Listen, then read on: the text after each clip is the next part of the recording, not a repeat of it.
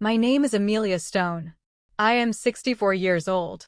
And 3 weeks ago, I said my final goodbye to my husband of 40 years, Arthur. We didn't just live in our home in Port Blossom, we breathed life into it. Arthur, an architect with a poet's soul, designed it himself. He sketched the plans on napkins at our favorite diner, his eyes alight with a vision of cedar shingles that would silver with the sea salt, and a great, wide porch where we could watch the Atlantic storms roll in. We raised our children, Leo and Sophie, within these walls, their heights marked in pencil on the kitchen doorframe. We watched the seasons turn through the bay window in the living room, shared whispered secrets under patchwork quilts, and tended a garden of unruly roses and hardy lavender that perfumed the air every summer. But on a quiet Thursday morning, with the last of the sympathy bouquets drooping in their vases, their cloying sent a constant reminder of what was gone. The life we built began to feel like a negotiation. The calls started. "Mom, we need to have a serious talk about the house," my son, Leo, said. There was no preamble, no gentle, "How are you holding up?" His voice was crisp, efficient, the same one he used to close deals for his tech startup, Synergize Solutions. It was a voice that saw problems and solutions, assets and liabilities. And I was beginning to understand which category I fell into.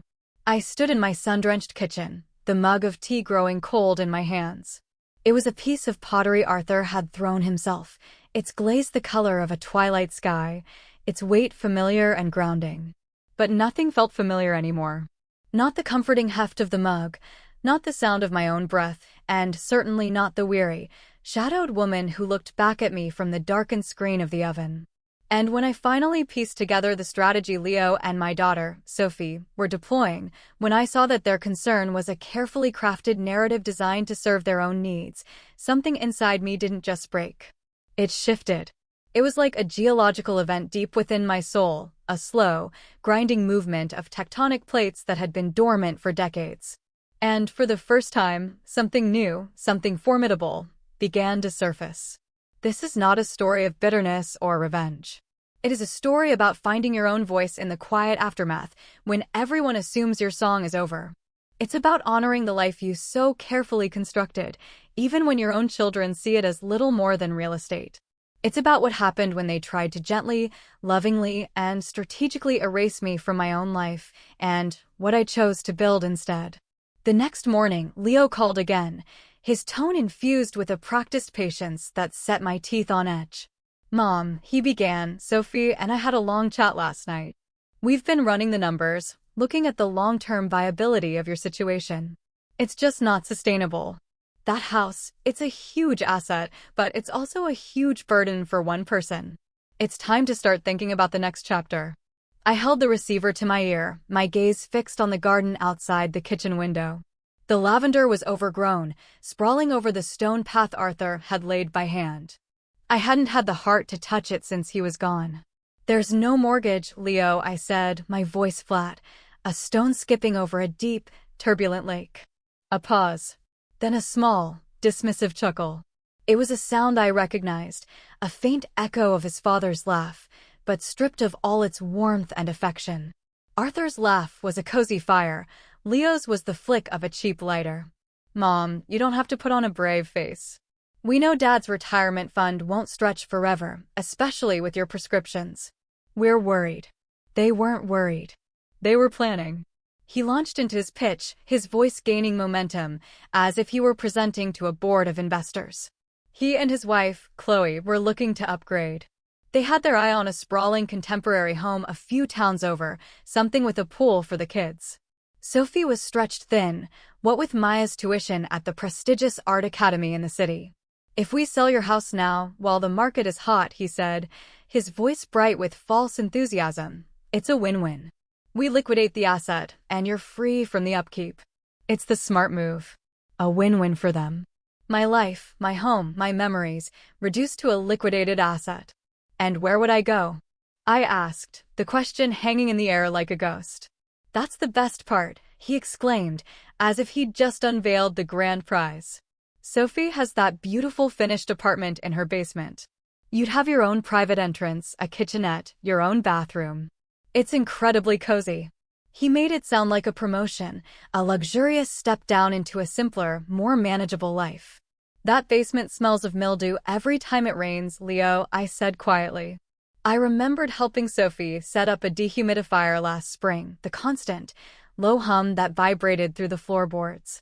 That's all been sorted, he said, waving away my concern with his words.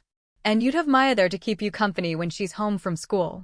Maybe you could even help Sophie out with the meal prep. You know how she struggles to find the time. I didn't answer. A knot of cold dread tightened in my stomach. I remembered last Easter how I'd been relegated to a chair in that same basement with the younger children while the adults had dinner upstairs because there wasn't enough room at the main table. I remembered how Sophie hadn't called for 5 days after Arthur's funeral, finally sending a brief text that read, "So sorry, things are just crazy here." Leo continued, undeterred by my silence. Chloe's brother, Marcus, is a realtor. He's already got a potential buyer lined up. A cash offer, no contingencies. We could have this all wrapped up in 30 days. You could have a fresh start. He said it as if he were offering me a gift. As if erasing 40 years of a shared life was just an item on a project plan, a task to be efficiently completed. Mom, he said, his voice softening into a tone of feigned sincerity, we're only telling you this because we love you. But what I heard was, we want what's yours, and we've decided you no longer need it. That evening, as I was trying to summon the energy to sort through a pile of Arthur's old sweaters, my phone chimed with a message from Sophie. Mom, Leo told me you talked. I know this must be so hard, but it's truly for the best. Maya is so thrilled at the idea of having you live with us. Can't wait to discuss the details. XO. Details. As if my grief were a renovation project with a schedule and a budget. I stared at the screen, the blue light harsh in the dimming room. Maya is so thrilled. My beautiful, talented granddaughter, who used to spend entire summer afternoons in my garden, her small hands covered in dirt as we planted tomatoes, whose laughter was once the brightest sound in this house. She hadn't called or sent a personal message since the funeral. I scrolled back through our texts. The last one was from New Year's Day, a generic group message with a fireworks emoji. Nothing more. If Maya was thrilled, she had a very quiet way of showing it. And Sophie, my daughter, who couldn't find a moment to call me while I was navigating the raw, gaping wound of her father's death, was now positioning herself as my savior, offering me her damp basement as if it were a royal suite, hoping, no, expecting, that I would seamlessly transition into the role of unpaid cook, laundress, and emotional support system. It was a role I had filled happily when she was a child, but now it was being presented as a condition of my new, diminished existence. The message wasn't about care. It was about convenience. A neat, tidy solution that allowed her to check the box of being a good daughter while tucking me away, out of sight but close enough to be useful. That night, I sat at the large oak dining table Arthur had built with his own hands. The casseroles and baked goods left by kind neighbors remained untouched in the refrigerator. The condolence cards sat in a neat, unopened pile. The silence in the house was no longer a soft blanket of grief. It was a vast, echoing emptiness. And for the first time since Arthur died, I spoke the words aloud, my voice raspy from disuse. I am not a burden, I whispered to the empty chairs. I am not an asset to be liquidated. I looked at my reflection in the dark glass of the china cabinet, at the woman with tired eyes and a stoop in her shoulders. And I am done being managed. The next morning, I walked into Arthur's study. The scent of him was still there, a faint, comforting blend of old books, pipe tobacco, and the cedarwood he loved to work with. Sunlight streamed through the window, illuminating the dust motes dancing in the air and casting long shadows across the drafting table we'd found at a flea market when Leo was just a boy. It was my sanctuary now, the one place their voices couldn't reach.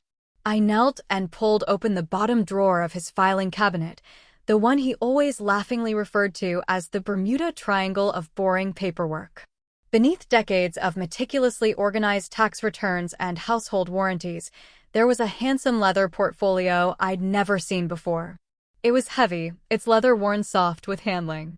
My fingers trembled slightly as I untied the leather strap. Inside were not just bank statements and investment summaries, but something else entirely. Tucked within a sheaf of legal documents was a deed. But the property wasn't in Port Blossom or anywhere in New England. The document was in Portuguese. The address was in a small coastal town in the Algarve region of Portugal, a place called Azenia do Marche. I'd only heard Arthur mention it once, years ago, as he was flipping through a travel magazine, a wistful look in his eye. Now that, he'd murmured, is a place where time slows down. There were photographs, too. A charming, whitewashed farmhouse, a quinta, the caption read, with a terracotta roof and bright blue shutters. A sun-drenched terrace overlooked a sparkling expanse of azure sea. A walled garden was bursting with bougainvillea and lined with lemon and olive trees. On the back of one photo, in Arthur's familiar, elegant script, were the words, "For Amelia. A place where the sun is warm and the only thing required of us is to be." He must have bought it 6 months before his heart attack, a secret plan, a hidden dream. And then I found it. A thick cream envelope, sealed with wax, with my name on the front. Inside was a letter, dated the day after his diagnosis. My dearest Amelia, if you are reading this, it means the silence I fought so hard to keep at bay has finally fallen between us. I am so sorry I had to leave you to face it alone. I know our children. I love them with every fiber of my being, but I see them clearly. And I suspect that even now, in their grief, their practical, problem-solving minds are already at work. They will be circling, my love, convinced they know what is best for you, convinced they are helping. They mean well, in their own way. But they are wrong. You are not fragile. You are not a problem to be solved or a life to be managed. You are the strongest person I have ever known. Everything we saved, everything we built together, it is all yours. Not for you to guard, not for you to defend, but for you to live. Really, truly live. Go to the quinta, my love. Go and feel the sun on your face. Sit on that terrace and watch the sea we always dreamed of. Choose yourself, Amelia. For once, without guilt or hesitation, choose you. And when you're there, with a glass of good wine and the scent of lemons in the air, know that I am with you. I always believed in your strength, even when you forgot you had it. All my love, forever. Arthur. I read the letter once, twice, a third time, my tears falling onto the page, blurring his beautiful words. The grief was still there, a deep, resonant ache, but now it was mingled with something else, a fierce, surging wave of love and gratitude. He had seen it all coming. He had known. And he had built me a lifeboat. When I finally looked up from the page, the path forward was no longer shrouded in fog. It was illuminated, clear, and bright. 2 days later, I was sitting across a large mahogany desk from Eleanor Vance, Arthur's longtime estate attorney. Her office was a quiet, orderly world of leather-bound books and the faint, clean scent of old paper. Eleanor herself was a woman of quiet authority, with a shock of silver in her dark hair and intelligent, compassionate eyes. She projected a sense of calm competence that was the perfect antidote to my children's frantic planning.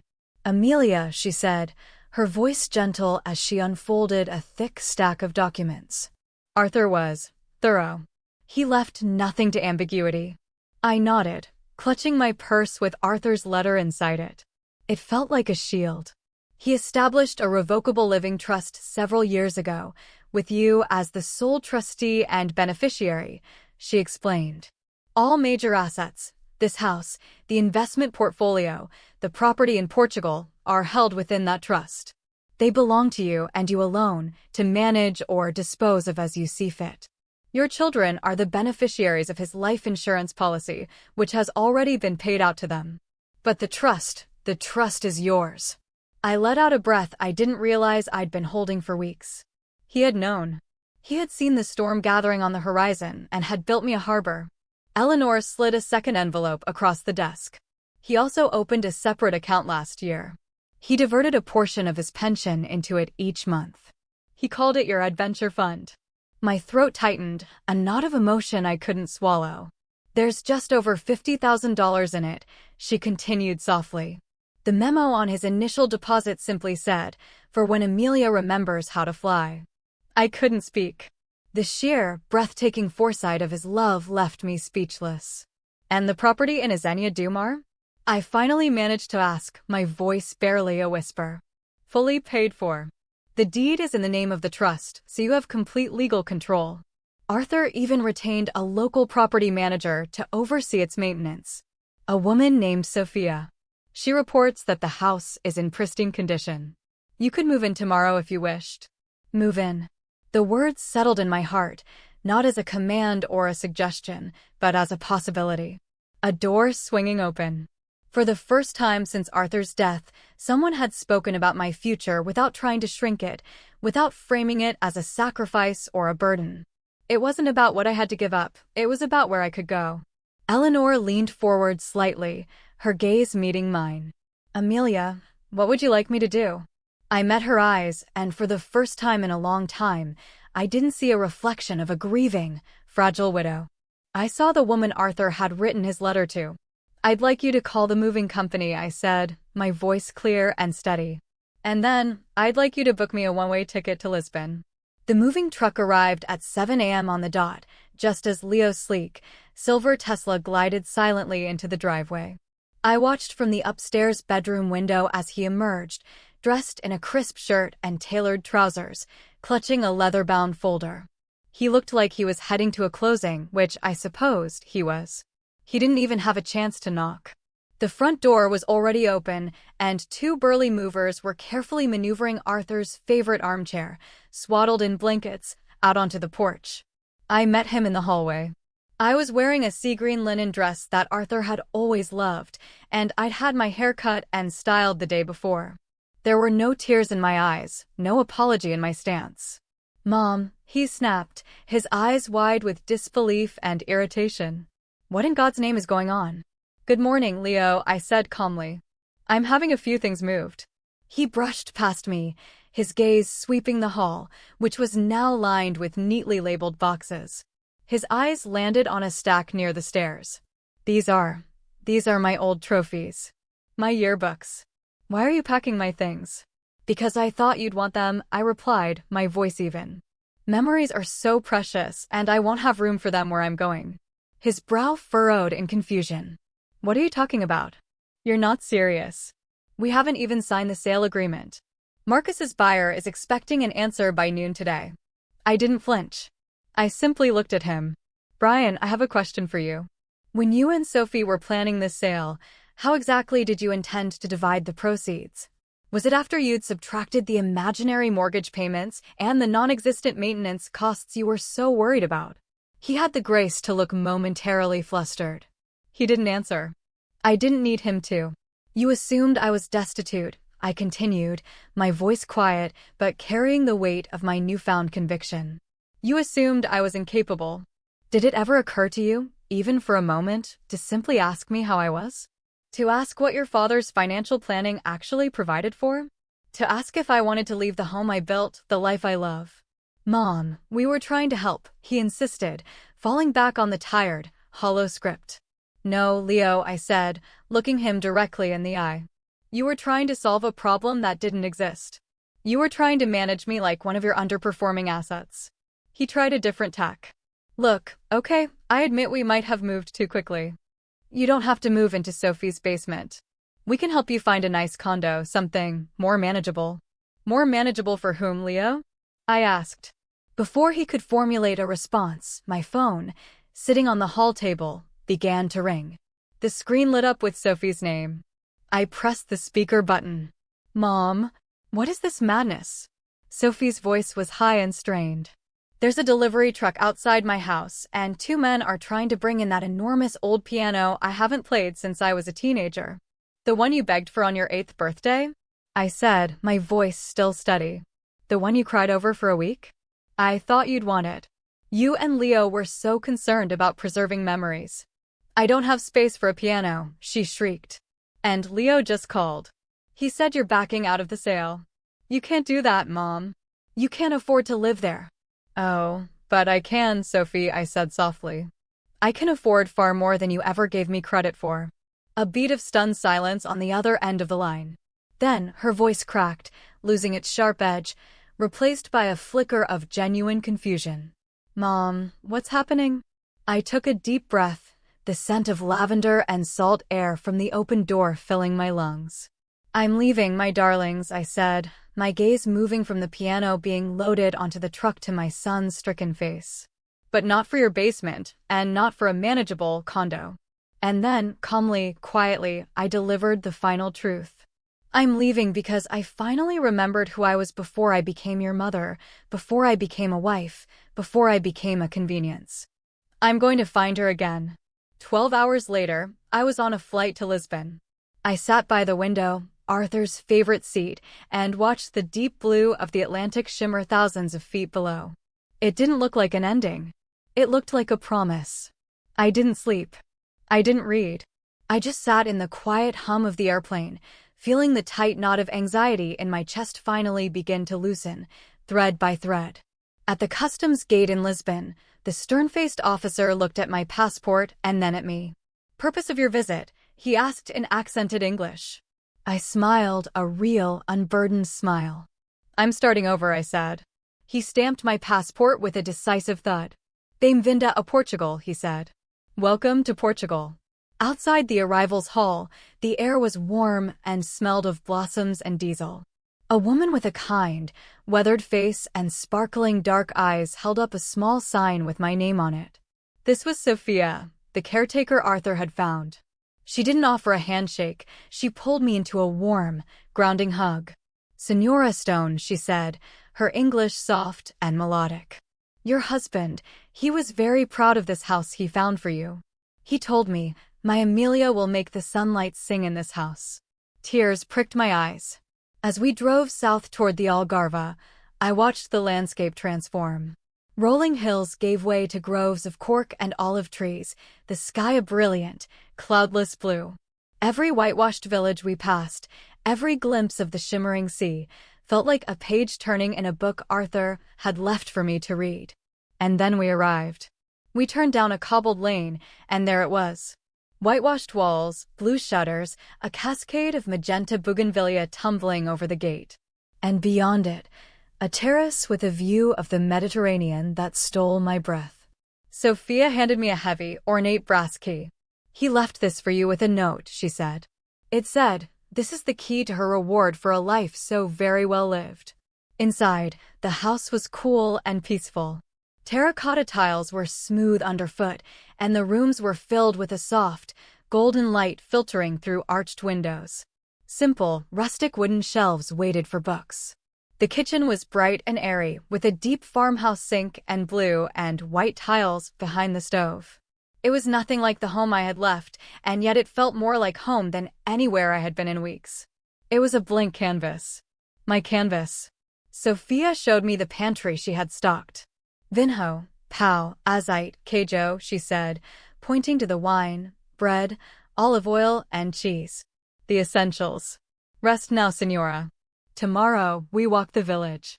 That night, I stood alone on the terrace with a glass of crisp, cold vinho verde, watching the last sliver of sun dip below the horizon, painting the sky in shades of rose and gold. The waves below sighed against the rocks, a steady, rhythmic pulse, like the world's own heartbeat. I was not empty. I was not lonely. I was free. I wasn't missing my children. I was missing the version of myself I had allowed to disappear. And I had a feeling I was about to find her again. For days passed in a blissful, restorative quiet. I didn't check my email. I didn't answer the few calls that came through from unknown numbers.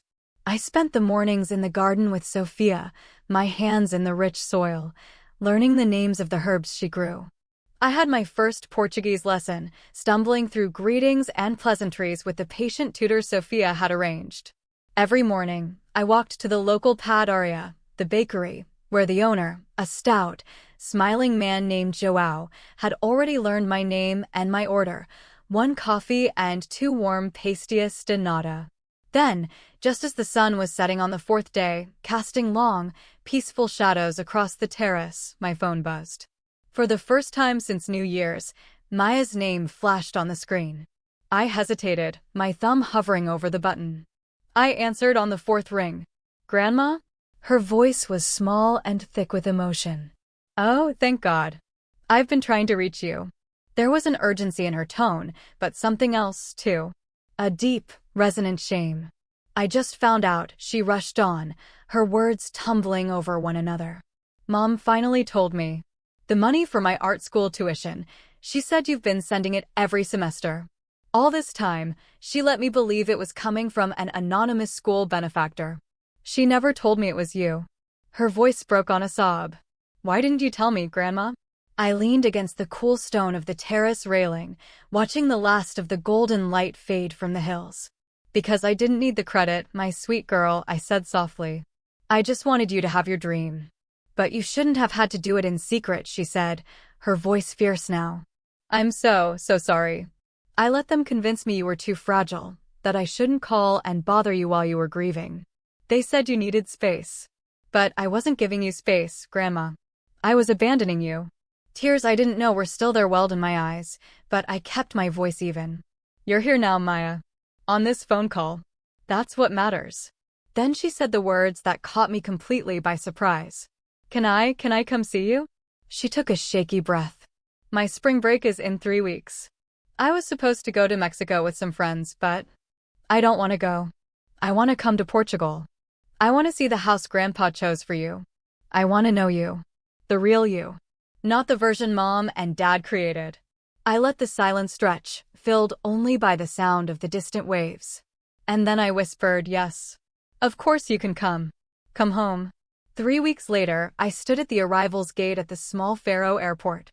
When Maya walked through the automatic doors, I almost didn't recognize her. The polished, heavily filtered young woman from her Instagram photos was gone. The perfectly curled hair, the designer handbag, the practiced smile, all of it had vanished. In her place was a young woman in worn jeans and a simple t-shirt, her hair pulled back in a messy knot, her wide, intelligent eyes scanning the crowd until they landed on me. "Grandma," she cried out, and then she was running. The hug she gave me wasn't polite or obligatory. It was real and strong and desperate, as if she'd been holding it in for years. "You look," she said, stepping back and holding me at arm's length. "You look happy. Radiant. Did you do something to your hair?" "Just a trim," I smiled. Sophia insisted. During the drive to Azenia du Mar, she was like a child, her face pressed against the window, marveling at every whitewashed village, every grove of gnarled olive trees, every brilliant flash of the sea between the hills. "This is where he wanted to bring you," she murmured, more to herself than to me. I nodded. "He bought it in secret. He said it was for a time when no one needed anything from us anymore." When we pulled into the driveway of the Quinta, she went still. She took in the bougainvillea, the lemon trees, the sound of the sea rising up from the cliffs below. She looked at it all, and then she looked at me, her eyes shining with tears. "He knew, didn't he?" she said softly. "He knew you would need this place." That evening, we sat on the terrace and ate the paella Sophia had made to welcome her. The air was soft and warm. "Tell me about your life here," she said. "I want to know everything." And for the first time in as long as I could remember, someone wasn't asking what I could do for them. They were asking who I was. And they were truly listening to the answer. The next morning, we walked through the village together. We bought warm bread from João, and I introduced her to Sophia, and the three of us laughed at my still halting Portuguese. Later, Maya asked about my old dream of writing a novel, and I told her the truth. I had started writing again, but it wasn't a novel. It was a memoir. A story about how easy it is to lose your own reflection when you spend your life being a mirror for others. And about how difficult, but how absolutely necessary, it is to reclaim your own story. Later that week, as we sat on the beach with our toes buried in the warm sand, she turned to me. "Grandma," she said, her expression serious. "I think I want to stay. Not just for spring break. Maybe for the summer. I could get a job at one of the cafes. I don't want to go back to pretending." I looked at her, my granddaughter, my friend, my unexpected reflection, and a profound, peaceful joy settled in my heart. "Then stay," I said simply. "We'll figure it out together. Because family isn't built on obligation or inheritance or a set of unspoken rules. It's built on presence, on honesty, on a love that doesn't demand, but simply shows up." If you have ever felt unheard, unseen, or unvalued by the very people you poured your life into, please remember this. It is never, ever too late to choose yourself. It is never too late to turn the page and start a new chapter. And it is never, ever too late to finally be seen for who you truly are.